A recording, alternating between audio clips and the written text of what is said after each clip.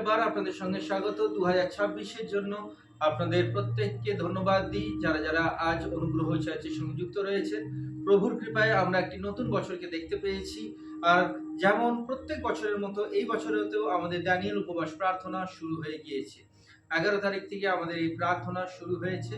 রবিবার গতকাল ছিল এবং আজকে সোমবার দিন। সোমবারেতে আমাদের প্রভুর বাক্যকে নিয়ে আপনাদের সঙ্গে আমরা এসেছি আমাদের দ্বিতীয়তম দিন এই প্রার্থনাতে। আশা করি আর বিশ্বাস করি যে এই প্রার্থনা যেটা আমরা 21টা দিন একসঙ্গে মিলে করতে চলেছি, সেটাতে ঈশ্বর আপনাকে সাহায্য করবে, শক্তি দেবে, বল দেবে।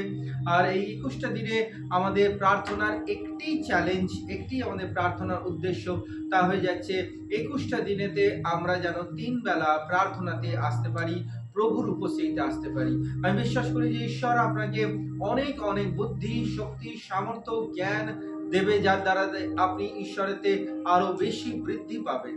আর যেরকম আপনারা জানেন যে আমরা কি করে থাকি, অনুগ্রহ চার্চের তরফ থেকে আমরা বাক্য দিয়ে থাকি এবং সেই বাক্যের মাধ্যম দিয়ে আমরা গোটা এই 21টা দিন প্রার্থনায় একে অপরকে ধরে রাখবো। তাই আজকে প্রার্থনার বিষয়বস্তু হয়ে গেল যে ঈশ্বর আপনাকে যেই শক্তি প্রদান করেছে, সেই শক্তি আপনি ঈশ্বরের কাছ থেকে নিয়ে নিজের জীবনকে সঠিকভাবে ব্যবহার করুন। ঈশ্বরের কাছ থেকে আপনি যে শক্তি পেয়েছেন, সেই শক্তিকে আপনি নিজের জীবনেতে নিয়ে সঠিকভাবে ব্যবহার করুন। আপনি জানবেন যে প্রার্থনা মিন্স পাওয়ার। যেখানে প্রার্থনা নেই সেখানে পাওয়ার নেই, যেখানে প্রার্থনা আছে সেখানেতে পাওয়ার রয়েছে, শক্তি রয়েছে। প্রার্থনা মানুষকে ঈশ্বরেতে সমর্পিত ব্যক্তি তৈরি করে। পাওয়ার মানে শক্তি প্রদর্শন নয়, এটা গায়ের শক্তি নয়, কলমের শক্তি নয়, এটা আপনার মুখের শক্তি নয়। এই শক্তিটা আপনার হাঁটু থেকে জন্ম নেবে। অর্থাৎ আপনি ঈশ্বরেতে যেমন ভাবে নিজেকে সমর্পণ করবেন, হাঁটুতে এসে নম্রতার সঙ্গে আপনি যেইরূপ প্রার্থনাতে যাবেন, আপনি ততটাই প্রভুতে শক্তিশালী একজন ব্যক্তি হবেন। তাই আমাদের এই প্রার্থনার উদ্দেশ্য আর একসঙ্গে আসবার উদ্দেশ্য হলো প্রভুতে নম্র চিত্তে প্রার্থনায় আসা। আমরা একবার যদি নিজের উদ্দেশ্যকে বুঝতে পারি যে আমরা কারা, গীত সংহিতা 113 অধ্যায় আমাদেরকে একটি বিশেষ অঙ্গ হিসেবে গণ্য করছে। আমরা কারা, ঈশ্বরের বাক্য বলছে। আমি একবার আপনার জন্য গীত সংহিতা 113 পড়তে চাই। এখানে লেখা আছে, প্রভুর প্রশংসা করো, প্রভুর দাসরা তার প্রশংসা করো, প্রভুর নামের প্রশংসা করো। 2 পদ, প্রভুর নাম এখনকার জন্য এবং চিরকালের জন্য ধন্য হোক। যেখানে পূর্ব দিকে সূর্য উদয় হয় সেখান থেকে শুরু করে পশ্চিমে যেখানে সূর্য অস্ত যায় সেখান পর্যন্ত প্রভুর নামের প্রশংসা হোক। প্রভু সমস্ত জাতিগুলির ঊর্ধ্বে, তার মহিমা আকাশ পর্যন্ত যায়। কোনো ব্যক্তি আমাদের প্রভু ঈশ্বরের মতো নয়। ঈশ্বর স্বর্গের উঁচু আসনে বসেন। ঈশ্বর আমাদের থেকে এত উঁচুতে আছেন যে সে আকাশ ও পৃথিবীকে দেখতে হলে তাকে নিচের দিকে তাকাতে হয়। 7 পদ কথা বলছে, ঈশ্বর দরিদ্র লোকেদের ধুলো থেকে ওপরে তোলেন। আস্তাকুর থেকে ঈশ্বর ভিখারীদের তুলে আনেন এবং সেই সব লোকেদের ঈশ্বর খুব গুরুত্বপূর্ণ করে তোলেন। ঈশ্বর তাদের লোকেদের ওপর নেতৃত্ব করার জন্য উচ্চ স্থানগুলি দেন। একজন নারীর কোনো সন্তান না থাকতে পারে, কিন্তু ঈশ্বর তাকে সন্তান দেন ও সুখী করেন। প্রভুর প্রশংসা করো। প্রভুর লোকরা, ঈশ্বরের লোকরা ভালো করে জানবেন, প্রার্থনা মানে হয়ে যাচ্ছে প্রভুর নিকটে এসে নম্রতার সঙ্গে তার নামের প্রশংসা গীতকে গাওয়া, তার নামের জয় জয়কারকে করা, তার নামের উচ্চ স্বরেতে চিৎকার করা। আপনি যদি এই 21টা দিন নিজের জীবনকে প্রভুর সঙ্গে যুক্ত রাখতে পারেন আর ঈশ্বরের ঘনিষ্ঠতায় আসতে পারেন, আপনি প্রভুতে অনেক বল আর শক্তি আর সামর্থ্য পাবেন। প্রভুর লোকরা একটু ভালো করে বুঝুন, প্রার্থনাতে আপনি প্রভুর সঙ্গে একটা সময় যেটা কেবলমাত্র আপনি প্রভুর জন্য আলাদা করে রেখেছেন। আজকে আমি আপনাকে তিনটে বিশেষ বিষয়ের উপর প্রার্থনা করতে উদ্যোগ করব। আপনি দয়া করে এই তিনটে বিষয় নিয়ে আজকের দিনে প্রার্থনা শুরু করবেন। তা হয়ে যাচ্ছে, প্রথম হয়ে যাচ্ছে প্রশংসার একটি সময়। আপনি আজ সারা দিন যখন থেকে আপনি আজকের এই বাক্য পাচ্ছেন সেই সময় থেকে নিয়ে একদম অন্তিম সময় অবধি আপনি সারা দিন প্রভুর প্রশংসা করুন। আপনার হৃদয়েতে প্রভুর গীত আসুক, অন্তরেতে প্রভুর বাক্য আসুক, আপনার মনে মনেতে ঈশ্বরের প্রশংসা আসুক। আর এটা আপনি যে কোনো সময় করতে পারেন, রান্না করতে করতে করতে পারেন, ঘর গুছোতে করতে করতে পারেন, নিজের কাজ করতে করতে করতে পারেন। আপনার হৃদয়, আপনার অন্তঃকরণ যেন ঈশ্বরের স্তুতি, গীত আর প্রশংসা যেন অবশ্যই করতে পারে। এটি হচ্ছে প্রথম বিষয়। আজকের দিন আপনি প্রশংসার জন্য আলাদা করে রাখুন। দ্বিতীয় বিষয়, আজকের দিনের জন্য আপনি ঈশ্বরকে সবথেকে বড় একটি শপথ করুন যে প্রভু, আজকের থেকে নিয়ে এই 2026-এর একটা দিনও আমি তোমার নিকটে প্রার্থনা না করা অবস্থায় থাকবো না। একটি শপথে আপনি আসুন।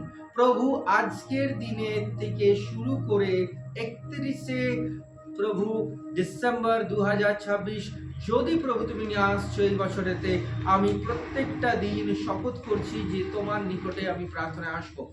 প্রার্থনা মিন্স শুধুমাত্র আপনি যে প্রশংসা করবেন তা নয়। প্রার্থনা মানে আপনি প্রভুর কাছে একটি শপথ করছেন, প্রভুর কাছে একটি প্রতিজ্ঞাবদ্ধ জীবনেতে আপনি আসছেন। আপনি যেখানেতে প্রভুকে বলছেন যে প্রভু, আমি আজকে থেকে নিয়ে আমি করব, আর সেটাতে আপনি আজকে থাকবেন।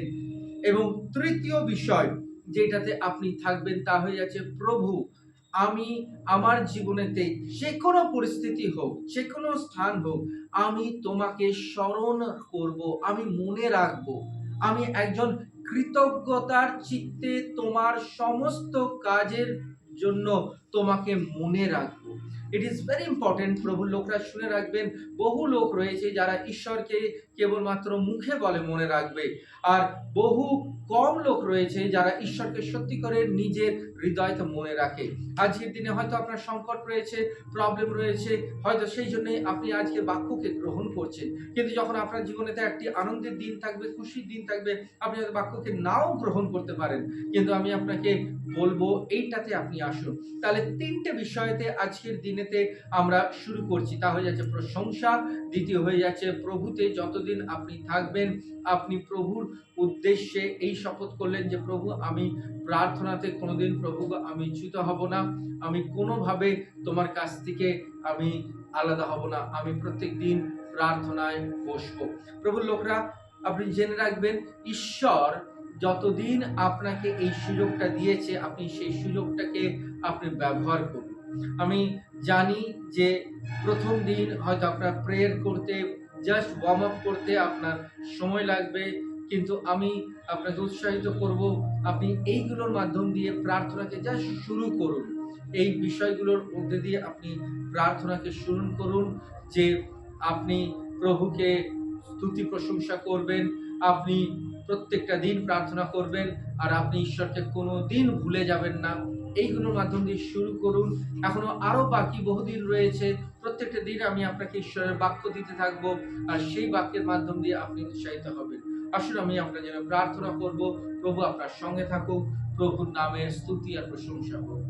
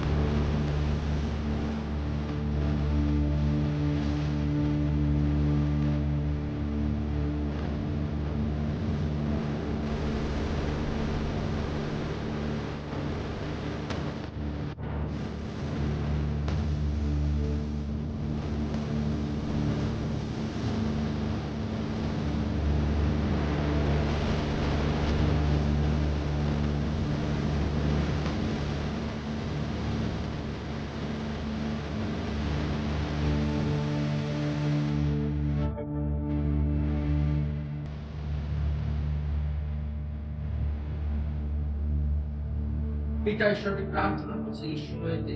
যারা যারা আজকে উপস্থিত রয়েছে তোমার নিকটেতে, প্রভু গো তারা আজকে দিনে প্রার্থনা শুরু করছে প্রভু গো। তাদের ভেতরে তো প্রভু গো তুমি বল শক্তি দাও, তাদের মধ্যে প্রভু গো তুমি আচরণ দাও, তাদের ভেতরে তো প্রভু তুমি বুদ্ধি দাও, আর তুমি তাদেরকে প্রভু গো এমন একজন ব্যক্তি তৈরি করো যেন তারা প্রভু প্রার্থনায় নিযুক্ত হতে পারে। আমি বিশ্বাস করলাম প্রভু গো যে তুমি সবকিছু দেবে প্রভু। যখন আমরা মনে রাখবো তোমার এক একটা কার্যকে, মনে রাখবো তোমার সেই কৃতকার্যকে, তখন আমরা প্রভু তোমার সঙ্গে যুক্ত হব।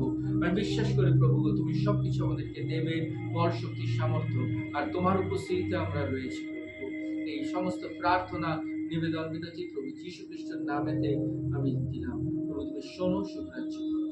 আমেন। জয় যিশু, প্রভু আশীষ করুন। আমরা আগামীকাল আবার আসছি আপনাদের সঙ্গে ঈশ্বরের বাক্যতে। যত দিন যাবে আমরা বাক্যের ভেতরে ঢুকবো, গভীরতায় প্রবেশ করব। প্রভু আপনার সঙ্গে থাকুক। জয় যিশু।